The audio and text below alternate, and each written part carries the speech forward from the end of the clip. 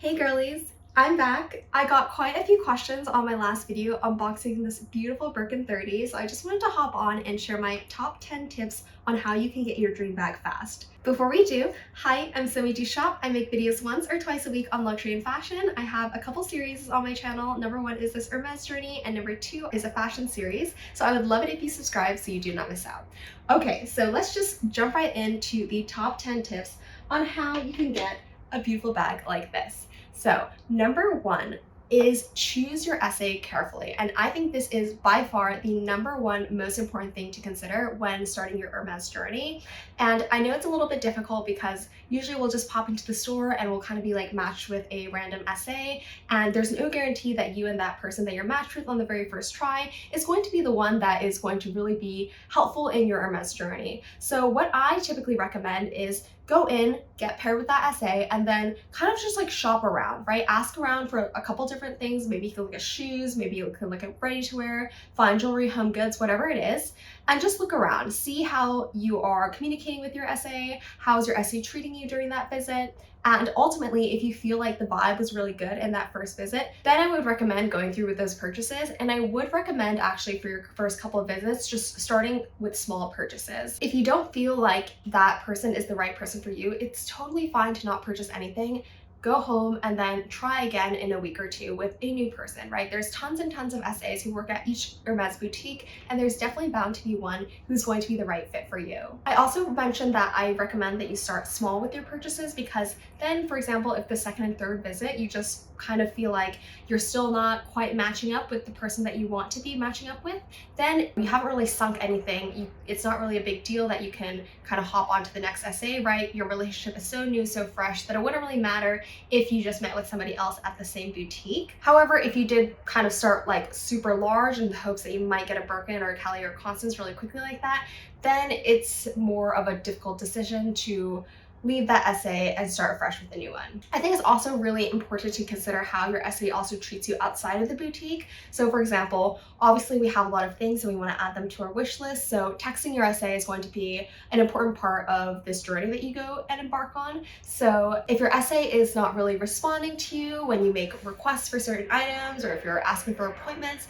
that's not typically a great sign. Of course, essays are busy and you give them plenty of time to respond. You know, if they don't respond for a week, that's not a big deal. They could be on vacation.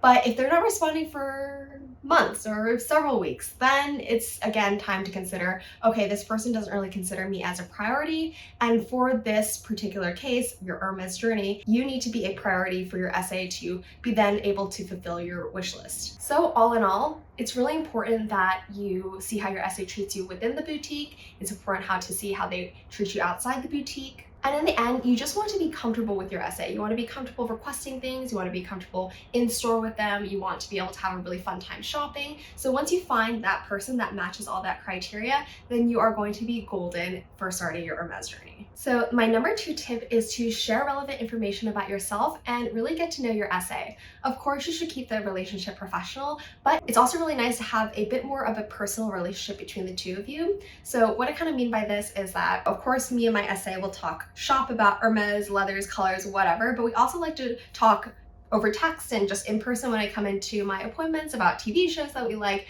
vacations that we're taking, other things that we have in common, and that allows us to have way more fun shopping. And I think it also helps keep me kind of at the forefront of my essay's mind because we don't just only talk about Hermes. And so when something really cute comes in, he often texts me first about it because I think we're just having this really great close relationship with each other. And then also it's important to note that when we make our wish list, most people are kind of wishing for around the same thing. So for example, we all kind of want neutral colored BKCs, right? And so what's to say that my essay is going to ask the manager to release the bag to me versus another one of his clients, and kind of similar to how you would kind of advocate for a friend over just someone you didn't really know that well, you're more likely going to give something to your friend versus that person that you don't have a great connection with.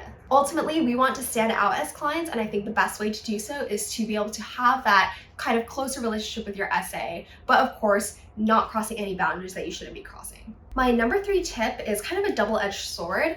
I believe that you should visit the store regularly, but not too regularly. And I think this is a little difficult because at Hermes, you can't just like make an appointment because you want to buy some shoes, go in and then buy said shoes because the stock is just so random, right? Our essays will tell us something's come in and you kind of just have to go pop in, get it, and you don't really know how frequently that might be. But it's important to remember that your wish list bags take time to come in. So spending like crazy in the first month doesn't necessarily guarantee that you're gonna get the bag that you want immediately when you hit that pre-spend ratio, because the bag simply might have just not come in. So spending like crazy like that will just only increase your pre-spend ratio because you're just gonna have to kind of keep spending and or waiting until that bag comes in. So I believe that it's important to kind of space out those visits if possible, but keep regularly spending so you can slowly build up to that ratio. And it creates plenty of time for your dream bag to come in. And like I said, if you have that personable relationship with your essay, I think as soon as the bag comes in that you're looking for, even if you haven't spent X amount of dollars,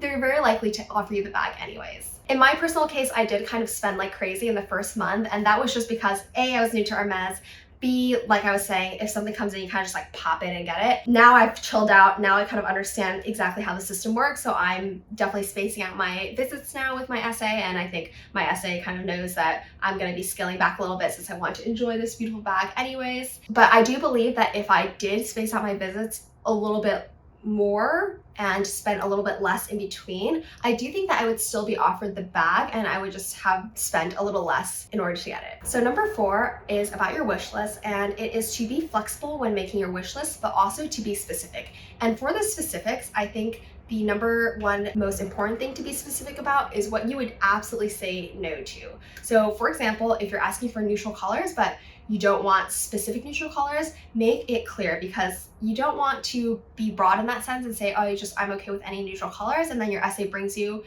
a neutral bag, but it's for some reason just a color you didn't want. So be specific in what you would say no to so your essay just doesn't waste time. Additionally, I think you can definitely ask your essay about questions on clarification about certain leathers or bag styles or whatnot, but you should do your research before coming in and asking to build your wish list. This is so that you can both have an informed conversation when you're building your wish list and you're not confused if your essay asks a clarification question about, for example, a certain leather. Of course, your wish list can contain things other than bags, but I would recommend keeping it fairly short.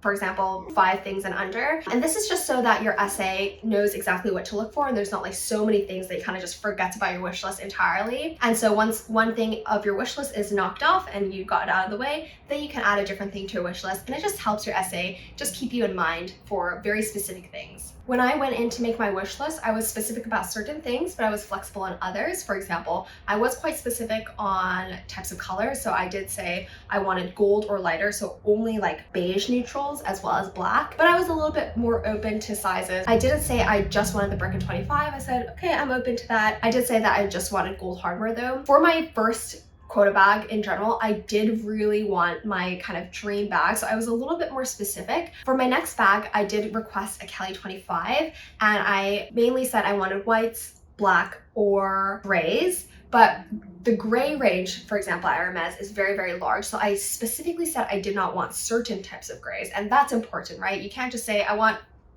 gray because you had a beautiful light gray in mind, and then your essay brings you a grismere, and then you're like, oh, I really didn't actually want that. So again, this is where you need to do your research and come informed when you're making your wish list. So it's just an easier and carefree process for everybody. Tip number 5 is also about your wish list, and it is about the timing of your wish list and also to not be pushy with your wish list. So I think it's best to bring up making your wish list with your essay maybe around your 3rd visit, because it kind of establishes you that you're going to be a regular customer with the same person. So the 3rd visit, or maybe even the 4th visit, is a great time to bring it up. It shows that you're there to enjoy the products of Hermes, not just the bags, and then also again shows kind of your loyalty to that essay. And then the second part of this is to not be pushy with your wish list. I would honestly recommend that once you make it, don't bring it up again. Don't be like, so what do I have to do to get my next quota bag? How much more do I need to spend? This only shows that you're kind of obsessed with the quota bags, and I personally don't believe that Hermes as a brand enjoys those kind of customers. Of course, every boutique is different, but this is kind of the advice that I've also heard iterated through multiple YouTubers as well, is to just Be patient, let your essay do their magic. And honestly, the reason why you haven't gotten your quota bag yet is most likely just because the bag hasn't come in yet that meets your specifications, or someone else has also been waiting for a very long time. Of course, if there's a change that needs to be made to your wish list, for example, you changed your mind on certain colors you wanted for your quota bag, that's totally fine to bring up because that's not asking for a quota bag, it's just making a clarification on your wish list. But based on what my essay has said, he absolutely does not like clients who are just asking what they need to do in order to get that bag. Of course, if you spent an egregious amount of money, then it's time to have a discussion about what's going on. Why haven't you received that bag? Because ultimately everybody is kind of at Hermes for the same reason, and it is not fair for you to continue to spend tons and tons of money without getting an answer about why you haven't received a dream bag. But other than that, you know, if you're kind of close to a one-to-one pre-spend, or even you've passed that, don't be pushy, be relaxed, be calm. It will all work out in due time. Tip number 6 is to not be afraid to say no. I think that saying no is a great thing to do when shopping at Hermes because it shows that you're just buying for yourself, and it also helps your essay understand what you like and what you don't like, and ultimately will then help your essay pick the right quota bag for you. A great example of this is that on my second visit with my essay, he offered me a mini Evelyn in this kind of odd like felt material, and the color wasn't great either, and so I think some people might have said yes to it just to have something to show from that visit, but I said no. I even said no to a beautiful mauve Sylvester in the loop bag, and I was a little sad because I was like, oh, maybe I should have taken it in the end. But a couple days later, he surprised me with an Evelyn TPM in a beautiful baton and gold hardware. So it just goes to show that saying no can be your best bet at Hermes. Tip number 7 is to show your love for the brand when you go in. So this kind of means like showing your essay that you're truly enjoying the products that you bought from him or her when you go into the store for your next visit. So whenever I go into my local boutique, I try to dress nicely, and I also try to incorporate anything that I kind of got on that previous visit. So for example, after I got my mini Evelyn, I wore it to the store the next day to show him how I loved to style it. When I got my Cape Cod watch, I wore it in the next time I went in as well to show him how much I loved it. And I think that just continues to show that you are truly a loyal customer to Hermes and you love all their products, and you would of course love to have one of their quota bags. Tip number 8 is to spend a little in a lot of categories. I've also heard a tip from a YouTuber that you should actually try to buy more than one item per visit, even if it's something tiny like a lip gloss, because the essay's commission will actually increase once you buy that second item. And what I mean by spending a little in a lot of categories is to try to spread your spending out across all the categories of Hermes. So if you watch my Birkin unboxing video, I talk about all the things that I bought in order to get this Birkin 30, and you can see that I spent just a couple $1,000s in probably all the categories, minus ready to wear. I really didn't buy any ready to wear, but I bought shoes, I bought home goods, I bought some ready to wear, I bought jewelry, I bought silks. So you could clearly see that I was interested in a lot of different things that Hermes has, and everybody says the same advice, that you need to spend across all different categories, homeware, ready to wear, and fine jewelry kind of being the best to buy from. But you don't need to go and buy like a diamond bracelet. That's not going to guarantee you a quota bag. It's honestly still best, in my opinion, to just buy a little from every department at Hermes.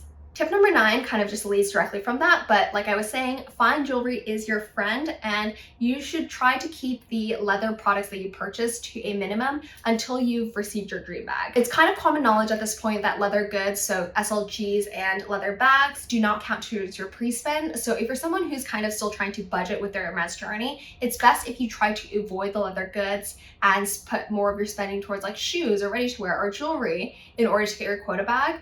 I've also heard that there are some cases where if you buy too many leather goods, it can push off your quota bag because the boutique is like, oh, this person has already received so many bags, they don't need to receive their quota bag as quickly. Of course, totally dependent on everybody's individual journey, but that is something that I have commonly heard. So I have heard the advice that you should kind of try to focus your spending on things other than leather until you get your quota bags, maybe the first one or the second one if you even want to get 2 quota bags per year. And then once you've secured that bag, then you can go on and purchase the other leather bags that you'd like because you've already got your dream bag. My 10th and final tip of today's video is to just be an easy client. So what I mean by this is that I wasn't texting my essay for a million things at a time. Whenever I went in to go for an appointment, I had a very clear purpose and it was known to my essay what I was going in to look for. I really didn't ask for any hard to get items. Like I never once asked for the Chypre sandals. I didn't ask for any difficult jewelry to get. I kind of like to go in with a general purpose in mind, but I was very open to several different things. So every time I went in, even if the exact thing that I wanted wasn't necessarily there, I did end up purchasing something because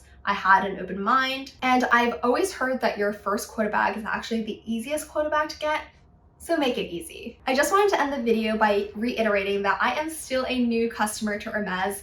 I got this Birkin after only a month of spending basically at my local boutique. And these tips are only things that have worked for me personally. Of course, everybody's journey is different, and these tips may not have anything to do with you and your relationship with your SA, but I did want to put this video out there just because I did receive quite a few questions on my last video regarding my Hermes journey. I hope that you guys found these tips useful, and if you have any additional questions or comments, please leave them down below. I always try to answer every single comment. But as always, thank you guys so much for watching. I will definitely see you in the next one. Bye!